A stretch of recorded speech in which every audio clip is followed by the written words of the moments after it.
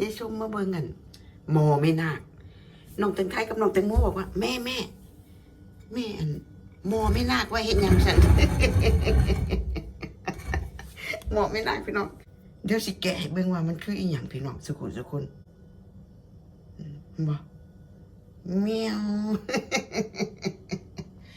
เม็ดผักหวานพี่น้องเม็ดผักหวานเพราะเม็ดผักหวานนี่มือที่3พี่น้องมือที่3ก็เลยเอาผ้าแดงปิดไว้สันเดะเอาผ้าแดงปิดไว้หมอไม่นาคพี่น้องสุขุนเดี๋ยวถ้ามาเบิ่งตอนที่มันนั่นงอกเนาะจ้ะเนาะเพิ่งนี่แหละมือนี้มือที่3มือนี้หรือ4มือนี้นี่แหละเลือดสมันแต่เลยผักหวานปลาเด้ผักหวานปลาพี่น้องผักหวานปลาสร้างเพิ่นมา